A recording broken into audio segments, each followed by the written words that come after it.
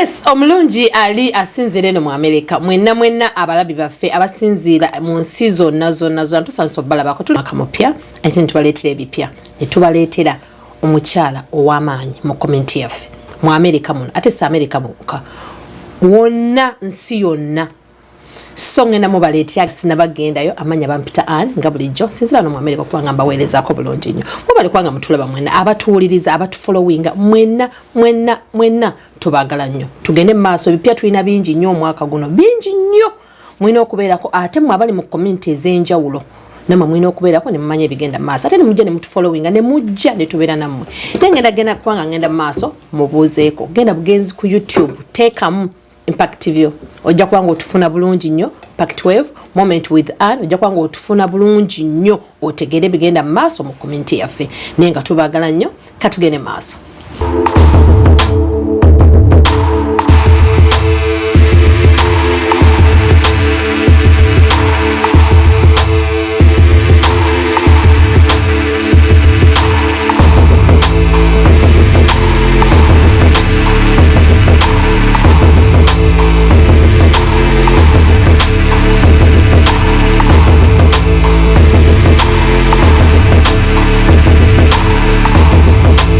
Senyokla Madam Ann webale kutulowozaako 26 yeah happy 2026 mwebale tulowozaako ne mutukyalira mwe musoose nno okutukyalira wano nga TV yamwe mu UBCA bana etubasukubirako mu ngalo ne tubagamba mwebale kujjumbira kubeera nti no mwagala okulaba nti community ebeera ku mitimbagano n'abantu bagimanya ate era ne bamanya ekyokukola obeera otugamba buli kaseera nti bannange tulina okubeera nga tuli very like active mu community ekintu ekyo kyankwatako nnyo n'ogamba ekintu kyonna ekibeera mu community I don't need to invite you guys. You don't need any invite. Oba mwina okujja ne mujjumbira. So ne ngamba 2026 ndi nawe bwenti. Ani akantu ako yose n'okajja yonkagala nnyo. Bwe natuuka mu okulembera ekibiina kino bangamba nakola emikolo ng'esatu. Kati abantu abanga wembasanga banga nze afande tewampise ku mukolo afande tewampise ku mukolo ne mbagamba what kind of information je mubeeramu bw'obeera mu nnyumba yo ani akuyita obeera bujjojja buzi mu nnyumba yo ez'abazadde baffe ez'abajjajja baffe twagendanga okubakyalira you just go kubanga you belong so nembagamba nti nange I would love to see everybody on board bw'olaba flyer ya community oba muyite nina emitwalo 3 egy'abantu I'm going to go to each one's inbox nteekemu flyer that is what people want bambi tulina time ntono naffe mutusaasire tulina okukola at the same time tubaweereze so bw'olaba flyer yaffe manya nti tukuyise community ekuyise egamba Ugandans all the Ugandans in Boston community tukuyita ku Women's Day tukuyita ku Award Gala tukuyita ku Independence tukuyita ku Men's Day ku Mothers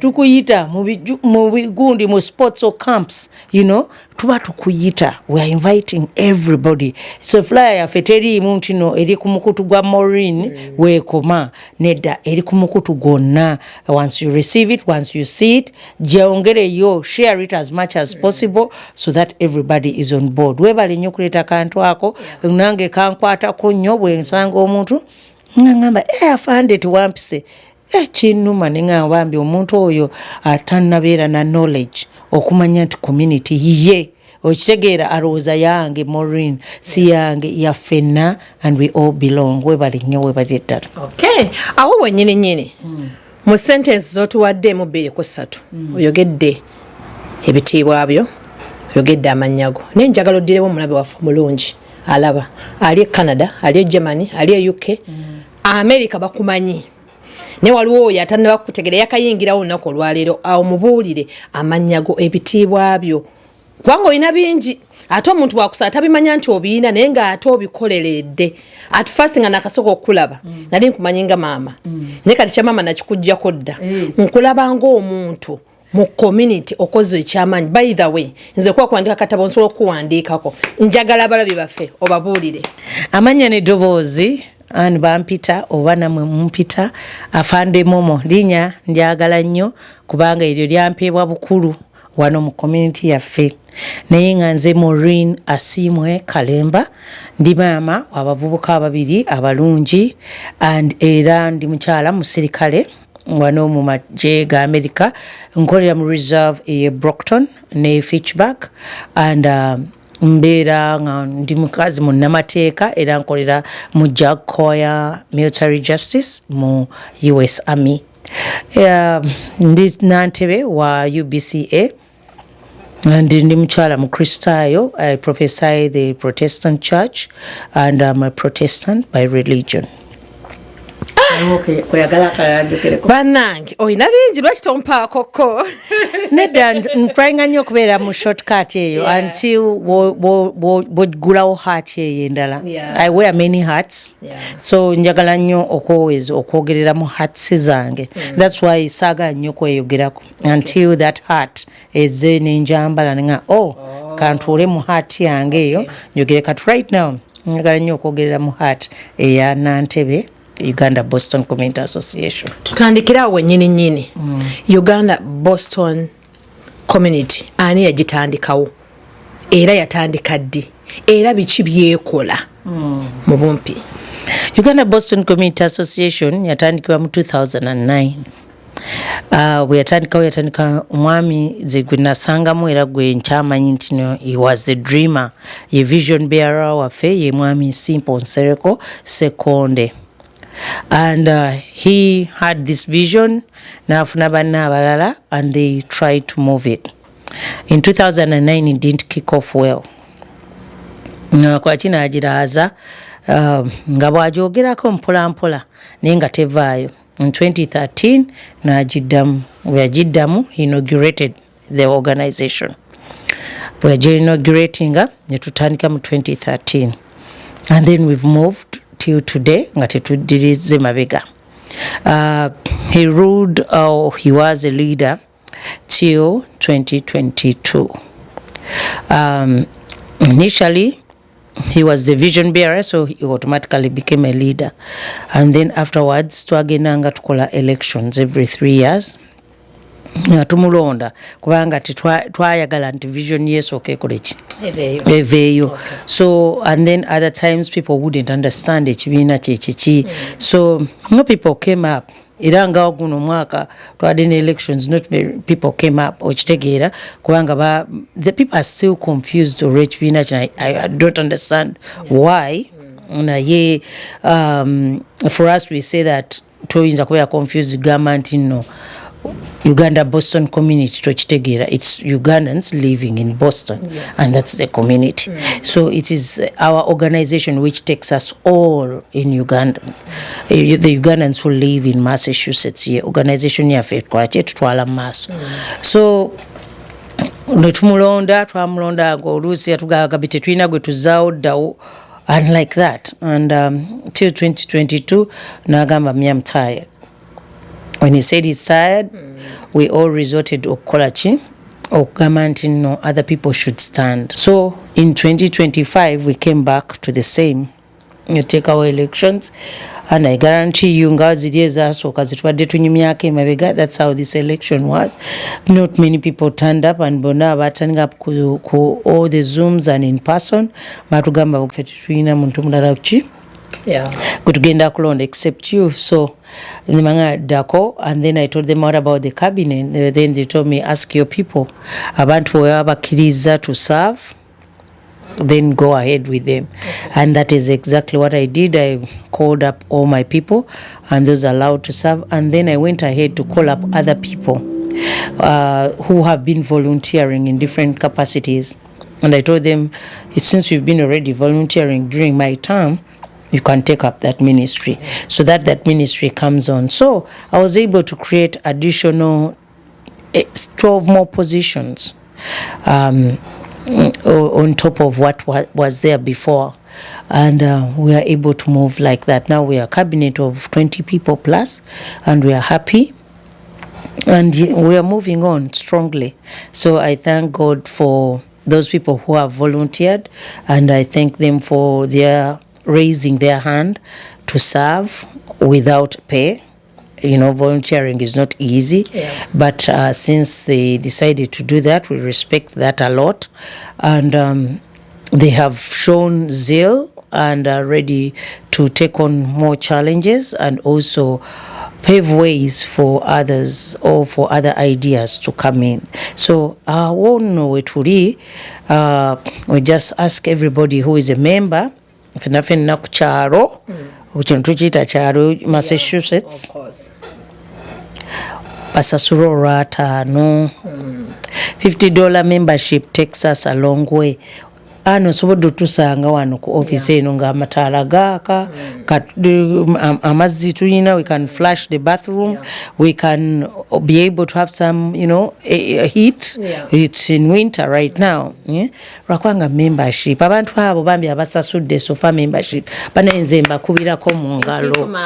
You have moved us a great deal. Mwongereeko okuli n'abalala abajumbira emikolo kubanga buli tujja ku mukolo ogwo at least tufunamu 1 month or 2 months rent mu mukolo tuba tugukoze bulungi. So the good turn up etuyamba nnyo obutabeera in debt, obutabeera nti nno tubeera tulaba nti ate tukwate mu nsawo zaffeffe nga bakulembeze tu pay back. Newe tufuna good turn up tuba tweyongerayo okwongeza office eno longevity yayo, at the same time nokubeera nga able to, we can reach out to other people abayina obuzibu netuwakola kinaffe netubeerako able okubayamba. So pay your $50 each if you are belonging to Massachusetts state. Just pay your $50. It goes a long way and we need it. That is the basic minimum fee you can ever do for help or for charity. Thank you. Oyokedde ku kya ssente ekya membership kubanga abantu abasinga tebakimanyi nti bwenna bw'obanga oli muntu abeera mu kyalo kyaffe kino ekya Boston wewe kya Massachusetts olina okusasula $5 5 n'omwana omuto oli kangeza alina abaana 4 oba ne mu kyalo there are 5 in the family balina sasula $5 buli omu. Tetwateekawo family cap, twateekawo mutwe. Naye abaana afe abato twabaagazisa ekibiina. Era ekibiina kyaffe omuntu atandika okusasula membership atandika ku 18 years. And I believe by 18 omwana abeera atandise okukolaki okumanya n'okutegeera what community is. Naye nga tumaze jjumwagazisa. If omwana oyo tannafuna love ya community tajja kusasula ki lw'ataano. Abaana ffe bakola as more different areas, Burger King, Dunkin' Donuts, McDonald's. So bagina ne bakola. So we expect them market basket ne basindika the carts and everything. So to at least bazzo lw'ataano. That sense of belonging we tutandika ogiyigiza abaana baffe ku time eyo. It goes a long way. The mtabani wange is now 20. He has paid twice. Wow. Muno membership yawan. Why mwagazisa community? Till you know he's in San Diego right now. That's where he's stationed. Ni mwagazisa ogamanti na manye community ye. Akomenga omuchi mu community ye. Ira mubeza akunyubwako mauni mutwala mu church. At least arabe the church community. Aba mukuza. You know, he's been in that church when he was little since he was 4 years. Ochitegera. So mutrenga nnyo kumuza mu organizations mu society ya mubeererawo so that ne bwali kulobadde nga nze nvudde mu nsi he was able to see that abantu abo bebo. So we are leaving a legacy. We're trying to work on a legacy. So we want everybody emulating ekyo. Tuyigiza abaana baffe community, tuyigiza abaana baffe ennono zaffe culture, tuyigiza abaana baffe ebintu byonna ebitugasa ffe nga bannayuganda nti when we depart tebajja gamba we are lost. Simanyi oba neddira nsenene oba neddira nte oba neddira ki, they will be able to say no. I belong to this tribe. I'm a Muganda. This is our church. We ever had a church on the other hill, and we also ever did have a community office. My mom was in charge of a community office, or my mom headed something else. Things like that, when our children can relate to us. My mom took me for basketball. My mom was able to take me for fundraising somewhere, which was for community. My mom helped out in organizing for charity or a Christmas gala in community. Things like that. UBC, eyina department maker. mu community nga bogamba nti it's Uganda Boston community ina mu department kinachi nti ali eyo yali yagadde ayinza ogamba nze ndi mu department bwenti ne bwe ngende nsobola okufuna bwekiti. Good job. UBCA, we have departments just like any government. Okay. We're trying to create it as a small government, you know, and we are federalizing it. We want to emulate the United States, and we want to have every branch when it can do its own. So we have women's department, okay? We have men's department. Okay. We have the secretarial publicity, and we have the treasury. We have obviously the vice president who is always there. We have the sports ministry. We go ahead to have the employment. We are giving those departments according to the needs in the community. We don't want to create a department when there's no need, and then that person where is he volunteering? So we have the hospitality one, which caters for all our food in the community, and also help to give those ones without shelter some food. Then we also go on to have the education one, where we can get to have people to talk about education, to talk about scholarships, to talk about college funding, to talk about how one can come in and be able to read and go on to do their PhD or masters, you know, where they could get some subsidies, some scholarships. That is so important in our community, because everybody wants to add on, you know, and improve into their academic world or into their livelihood. So we cater for all that through our education department. So we have the entertainment department. And this entertainment, we want to create things that benefit the community. Entertainment can be various. It goes from having culture gala to all the way to a dance hall, and all the way to getting people or young ones into their dance groups, you know.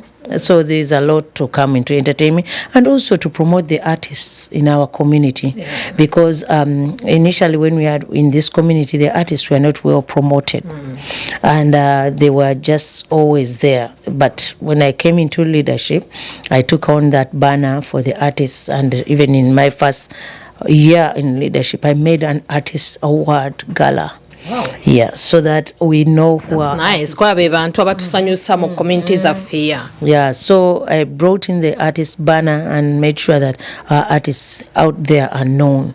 And now they've started doing their concerts. You know, they would call us up on their concerts. I'm big on attending almost all of their concerts. That's if I'm available and I'm not into my military time. And in their concerts, you are able to see how they're bringing out the art. You know, the music is being brought out. And now we're seeing people doing videos, now we're doing videos from here, within ourselves, you know. We don't have to move anywhere. We're seeing that the pictography is coming out, the photography is very good, either in the concerts or into the songs that they are going to make, the albums, or anything that they are making. So that industry, I think I've really handled well in my last 2 or 3 years.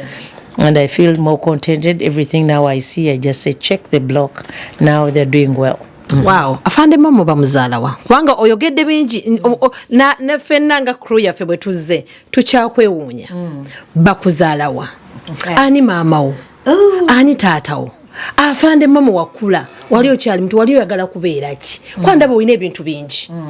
Bwe wali okula, nze nakula njagala abaana abato. Ngazanya ne bidole byebyayi. Abagenda kusaka, but I always say that. And that's me. You. Yeah. Chichi wakula ngo yagala Afande momo. Oli all around. Ate abantu bakwewuunya mu community ffe gye tubeera tukola. Afande momo oya wagenda kubeerawo. Afande momo nze ndi mwana oba ndi muwala wa omukyala omulungi gwe bayita Robina Namiro Njuba. Abeera Lexington. Nange tubeera wamu. Tokola kyejo. Tokabakaba. ekyejo kyenkola mpozi anzikiriza okubeera nti no ngene nkola ebintu byonna ebya community ebya wakambi mulekere abinkolere so that mbeera nga siri worried on what is happening at home. Sanyamba ku baana anyamba mu kufumba mu kudressinga up kutegeka ebintu byange ebyewaka. She's there, so mwebaza olwekyo. She has made my leadership move smoothly by supporting me in that arena. Tata wange ye mugenzi George Wilson Byarhanga twabeeranga e Seguku on Entebbe Road, and that is where I was born, e Seguku. Wow. And then we moved to tata wange yafa netugende Bunga Seguku mumusembedde Chameleon wali waggulu wali ku rooftop. Era Chameleon ali off my father's land. Yeah. Oh, okay. Yes. Abeera waggulu. Tata wange takawerikoma Chameleon nalyo kadda ka waggulu. Yeah, so then I want to say that badde nyumya abaana nagambye nina babiri. Then nengamba twagende Bunga Gaba. And the Bunga Gaba is where we live right now. Okay. Kusoyawo torinza tusubwa. Yes, and we're happy to have been, belonging in that area. Eranga omwami omu kugamba yafa era n'omuwala we yafudde juzi so gwetwagulako ettaka eryo eyo mu some years nga bazadde baffe munaibo bebo bemanyi but that is us. And okula kwange okusoma kwange nasomera amalungi neyagalira nnyo mu kusoma kwange neyagalira nnyo mu bintu byange byenkoze because ebintu byange nfuba okulaba nti birungi nga tenfuba okulaba nti byamulamwa because of my legacy or because of the trainings that I got when I was young. Nasomera Kampala Parents. Wow. Nenvayo nga abazadde bange they can't move me to school in time and ne basaba banteeke mu boarding school, and in boarding school bantwala mu Budo Junior. So when I Budo Junior nenyingira Kibuli SS nensomera mu city. Ate city brought me to love city life. Kubanga twagenda tulaba akapiira tobonsanga kapiira when I'm zilla soka manya nope nengamba wow manya where I get that talent yalimu Kibuli SS. It was big on yasinganga muri kasera akapiira ye ne rubiri so kati nga fe tubeera kuli atulina okugenda okwagira ki nga bopiira baga nti bani abagenda nze linnya lyange basi gogisookako basi twalina track nga tugibeera eri waggulu temutya kuvayo kugwa Mukama yakuuma. At the end of the day when I look at things now Mukama yakuuma.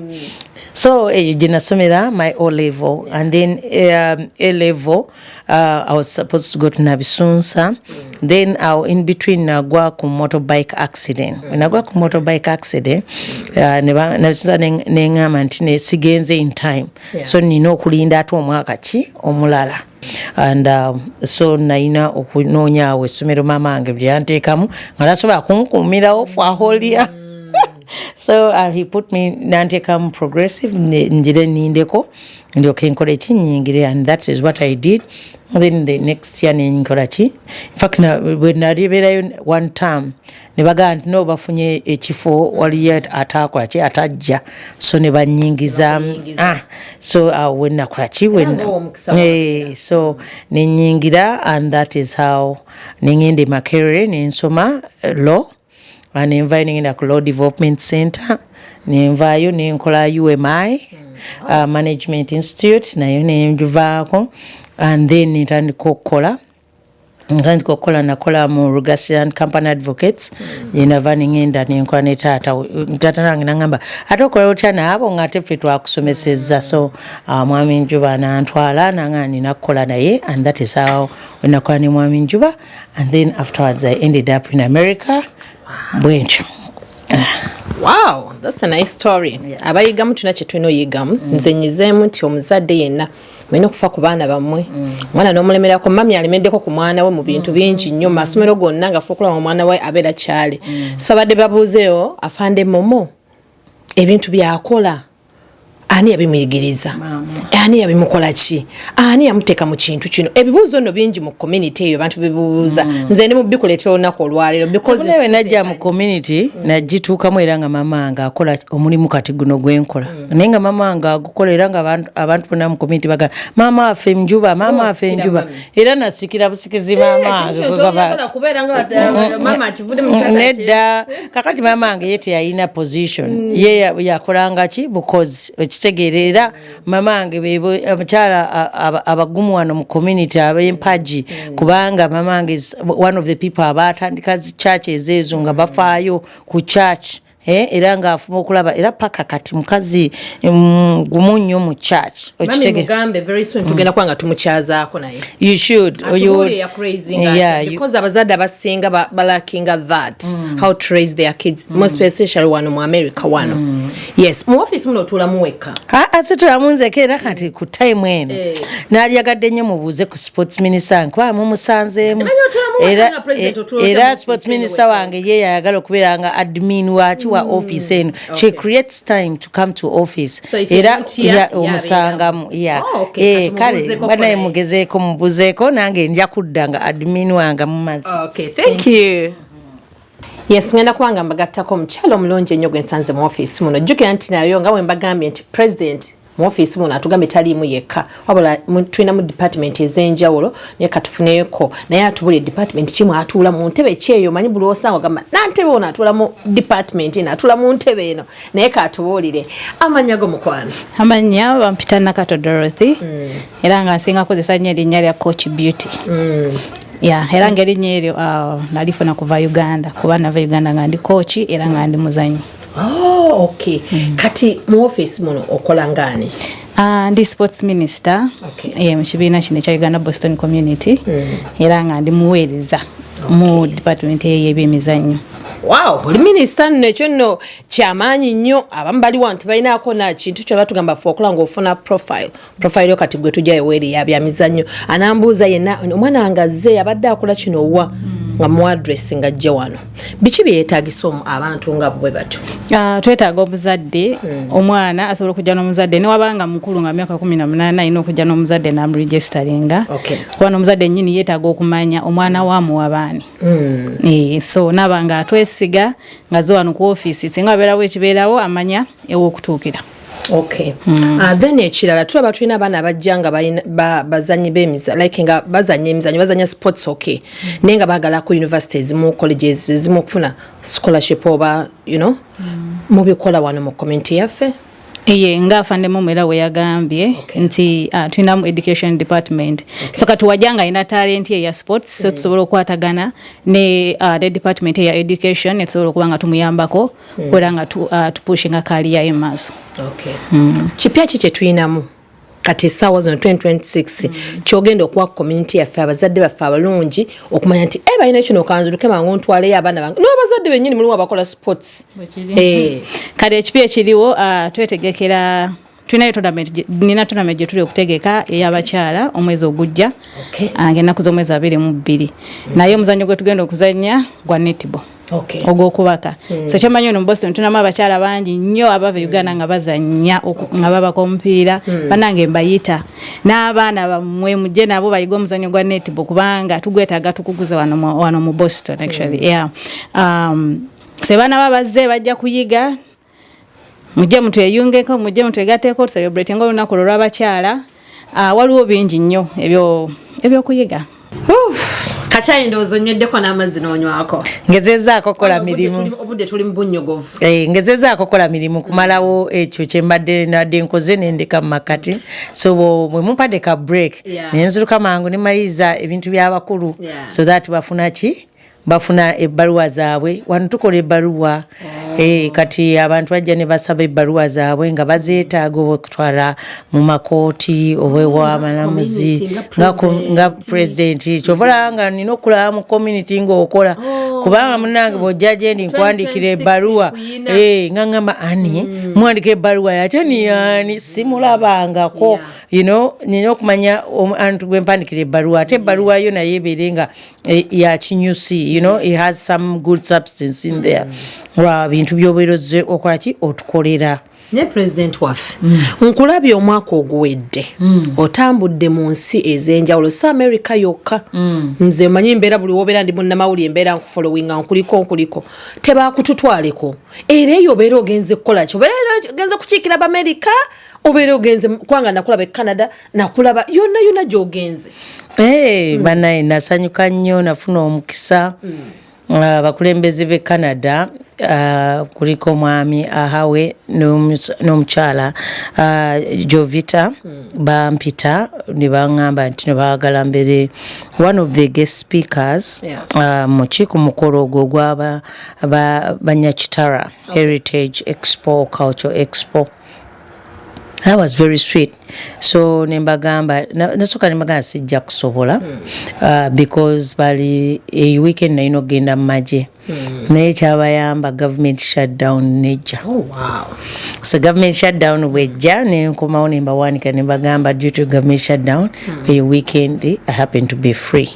So nebangamba kale katwekolemu omulimu fe wetegeke kyetusobola nawe bwoba osobola okugattako ngojja nembagamba you know what, that is a blessing. Nembagamba twagala nnyo okuwulira, we've had lots about you twagala okukola ki okuwulirako. So that is how I ended up in Canada. Netugenda nagenda n'omukyala Dr. Bavuga ffe twava mu America okukiikirira bannaffe ba America okugenda mu Canada. Oba tukiikirira. Amina era twakola bulungi ddala. We had a very beautiful time. Tubeebaza Banyakitara okutuyita era mu ngero tuyita eyo convention nayo kati gyeri ebeerayo once a year. Twayagala tujye exposing mu the whole of United States. Tumekubeera nga tulowooza convention emu naye tumanye tino it's broader than what we feel, so other conventions are coming up, which are meaningful. Okay. Hey, tuli kuchoto kwe tuli nyini. Nagenda e Colorado. Wow. Mchala wa Colorado, she's a female president. Njagala nnyo to empower women leaders. Women in leadership is one of my biggest loopholes, or what I feel like I should always help out. If I find a woman in leadership, I always want to come in to help immediately. It is just like government kanyambo mwana na asare kubo. Once I feel that that's a woman in leadership, you're going to see me rallying behind that leader. Your leader amala kola bintu bye sina mo values or bye disagreeing nabyo, that's when I step back. But most of the time mbeera ngandi wamune leader because I believe to learn from them ate nabo okukola ki okunjigirako. So the lady in the woman president in Colorado, Madam Betty invited me together with another leader. I call musicians leaders because they have a voice or a message they're always sending. So tutwala ne mchala Angela Kalle, and we had a good time. But housing, they flew us in. They made sure that tulya tunywa and gave us the best hospitality there is. Twaino mwami who chauffeured us out, Bamwita Isaac. I was very humbled by him. He dedicated his time and energy to us. Yani tumugamba walija mu Boston naffe tugenda kwaki ku revenginga and twabayita kwa awards. It happened that omukyala omwana we having a problem namenyeka. And then Isaac was in Uganda, so we never got time to twafuna the privilege okubala abantu bakomyewo, but we hope to see them. We have more events. Katrina Women's Day ejja in March 8th. So tumanyi nti no bajja kubalanga asobodde okumakinga omwana we okumuyisamu ekyo ekizibu nasobola okumakinga the honor of coming and visiting us atuwe ku bugambo bulungi. Okay. President waffe omulungi mu kutambula kwonna egyo otambudde tuyina ekiriwo ennaku zino ndowooza kati nga ffe bannamawulire oba nga ffe aba presenting abaleeta eddoboozi abantu okumanya ki ekigenda mu community tulaba abantu bangi bavuddeyo okubanga boogera ebitali birungi ku nsi ze bavudde. Tegwa otambuddeko genzeko Canada kwatula n'abavudde Canada nabo bagenda ne badde waffe mu nsi yaffe Uganda nabo bennyini ne boogera ebitali birungi bitasanyusa. So kiringa bw'ova mu maka omwana n'ogenda oyinza okwogera bubi ku maka mw'ovudde? No. N'ebimu eby'amato byogera. So nga gwe president twagala ojja otubuulire kubanga president w'ekitundu omanyi na buli kimu okitegeera. Oli n'avaayo n'ayogera abakazi tebasoma, abakazi ba Boston tebasoma, tebamanyi luzungu, tebeekolako, ng'alinga yava mu nsi ajja eno afune abeekolako.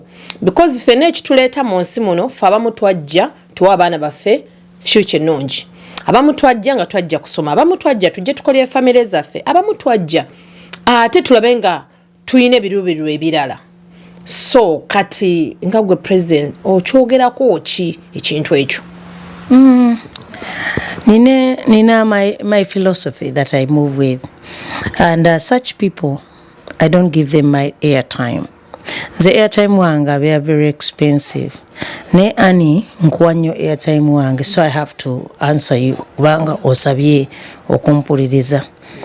Omuntu ajja n'agamba toli mulungi, ye yendaba ye. Opinion ki? Yiye.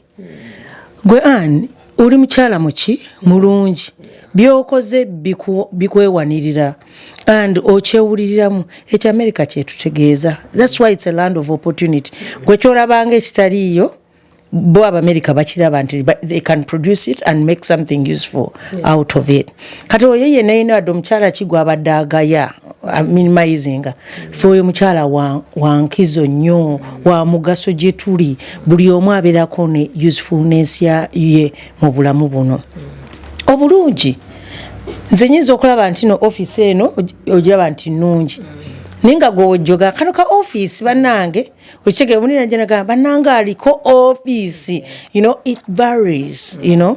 Kakati feche tukugamba fete katukozese bye tulina tubikozese bifuuke birungi and abakyala baffe ffe tumanyi baki balungi, abakyala baffe basomi, we have PhD holders. Nga basomedde wano mu America. They're working in good institutions. Yes. They're earning 6 figures plus. Naye tebavaayo, you know, bali be balaba maybe somewhere, balowooza nti no be bakyala kabuka bali mu America. No. Boogera oluzungu, they are lecturers, okitegeera professors. Tulina ba doctors, tulina the nurses, tulina engineers, software developers. Yeah, ngugambechi. Ask the lawyers. Okitegeera. Everybody is beautiful and ekibulungi bw'omuntu bonna bugattibwako kiki ekyo kyayongeddeko. So obulungi bw'abantu buvaringa era omuntu kasayogera bw'atyo. I'm sorry tuyinza okugamba nti no alina nali nkulaba akiyitanga narrow mindedness, tino tunudde kumpi. Okitegeera naye bw'oba otunula ewala ekyo ekintu tosobola nakiisa mukamwa because we kati eno time gye tukuliddeko you can't tell people nti no gwe nkulabye wano oba oli kino kuba kyolaba si kyogenda okufuna. Okitegeera there is a lot in that person gwe kyotatapinze into. So omuntu oyo oba maybe abakyala be yayitako be bamuleetera oba he was rejected or she was rejected by some people n'afuba nti n'agenda abakole ki adde ku microphone abakole ki abavumira okwo naye nga abakyala baffe sinza na kubegenda what is it okube comparing. Yes. Sibateeka mu kintu kya kubeera nti no to other stuff. Sisobola. Every human being is valuable. That is why equality law baji advocating irako nnyo. Ate ekirala we are diversifying. Okitegeera we diversify so much because of the diversity gye tulina. So as we are diversifying, bringing in a lot of cultures. Nze nyinza okuba nga nnyumirwa okwambala lipstick, ne nnyumirwa okukola makeup, ne nnyumirwa okukola buli kimu. N'ensanga oli nga ye anyumirwa kubeera natural. Mu state ye, it doesn't make her ugly. Yeah. Michelle Obama right now, when she started her podcasts, Do you know what she's talking about? People used to talk about her hair. Yeah. When she was the first lady. Nga bagena muja jingira on hair. Nagamba, what does the hair have to do with what I have in my head? Kati bino byolaba. Byoyagala ffe tubeere nti n'abaana bakole bati. Can they facilitate their family? No. Can they look after their young ones? Yeah. Can they take care of their homes? Can they contribute to the community? Can they add value to themselves, to their school, to anything, to their pocket? Yeah. Are they earning what they need to earn? Oyo ye mukyala, oyo ye muntu omukulu, ye muntu alina value. Febyo bye tutunuulira. Omukulembeze yenna bw'atandika okutunuulira omukazi oyo azza okwogera nange mubi oba mulungi. Awo tuba omulamu gugenze.